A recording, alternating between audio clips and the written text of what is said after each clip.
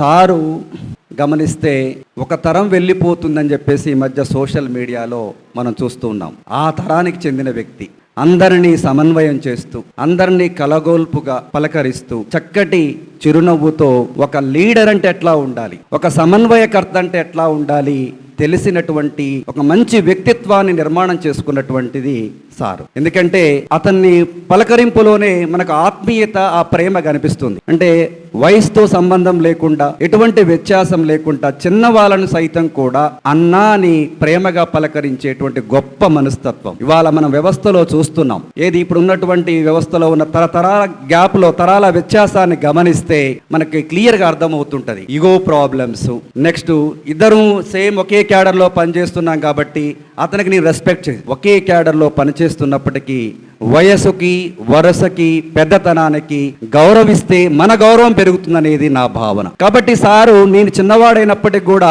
అన్నాన్ని పలకరించినప్పుడు ఎక్కడో ఒక బాధ, ఒక సరైనటువంటి ఒక ఇబ్బంది అనిపిస్తుంది. కానీ తప్పదు.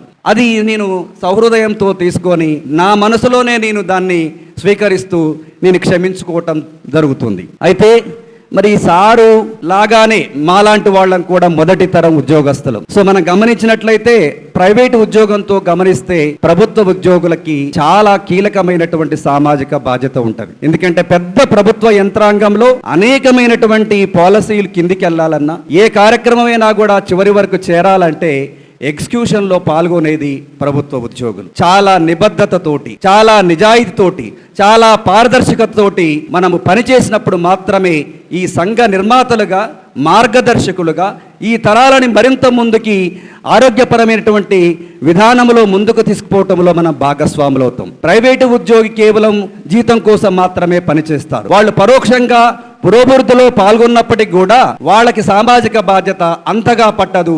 వాళ్ళు పరోక్షంగా సమాజ ప్రగతిలో వాళ్ళ పార్ట్ ఉంటే ఉండొచ్చు, కానీ మంది ప్రత్యక్షమైన పాత్ర. మరి సారు కింది స్థాయి నుంచి పై స్థాయి వరకు అనేక దశలను ఎక్కుంటూ అకాడమిక్గా బహుముఖీనమైనటువంటి బహుముఖ పాత్రలని పోషిస్తే, ఇంతకుముందు మేడం చెప్పినట్టుగా మరి ఈ స్థాయికి వచ్చి ప్రొఫెసర్గా రిటైర్ కావటం అంటే చాలా గొప్ప విషయం. మామూలు సామాన్య కుటుంబంలో, నిరుపేద కుటుంబంలో, అది వ్యవసాయ కుటుంబంలో పుట్టి ఈ స్థాయికి ఎదిగి ఇవాళ ఇంత ఉన్నతమైనటువంటి స్థానంలో ఇంతమంది యొక్క మన్ననల్ని పొంది ఇవాళ పదవి విరమణ పొందటం అంటే మీ జీవితం ధన్యమైంది అన్నయ్య.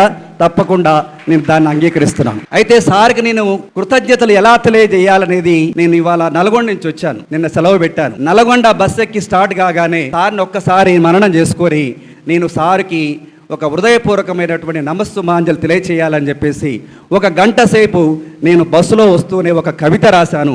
ఆ కవిత రాసి నేను విరమిస్తాను. నేను సార్ యొక్క వ్యక్తిత్వానికి సంబంధించి నేను పెట్టుకున్న శీర్షిక పేరు వెన్నెలాంటి మనస్సు, వెన్నెల లాంటి తేజస్సు. వెన్నెలాంటి మనస్సు, వెన్నెల లాంటి మనో తేజస్సు, చేతనైనంత సాయం చేసే దాతృత్వం, బతుకునిచ్చిన సంస్థను, బతుకీడ్చిన వ్యవస్థలను మరిచిపోని వైనం. పే బ్యాక్ టు సొసైటీ అంటే సమాజ రుణం తిరిగి తీర్చుకునే మానవతా సూత్రంతో, సామాజిక బాధ్యతతో మరిచిపోని మూలతత్వం. మట్టిలో పుట్టి వెట్టిని ఎదిరించి నేల నుండి నింగికి నిచ్చెన వేసిన జనగామ ముద్దు బిడ్డవి. పేద విద్యార్థులకు ఆశ్రయమిచ్చి వైజ్ఞానిక సత్రం మీ సహృదయం. కష్టం ఎరిగిన మీరు కపటం తెలవని వారన్నయ్య. కడగళ్లకు అడ్డుకట్ట వేసి హృదయంలో గూడిచ్చే మానవత్వానికి మకుటం మీరే. వయస్సు మరచి, వ్యత్యాసం విడిచి అందరినీ అన్నాని పలకరించే ఉన్నత వ్యక్తిత్వం మీది. వేల విద్యార్థులను ప్రయోజకులుగా మార్చి, వేలాది బంగారు జీవన జ్యోతులను వెలిగించి, చీకటి దారుల్లో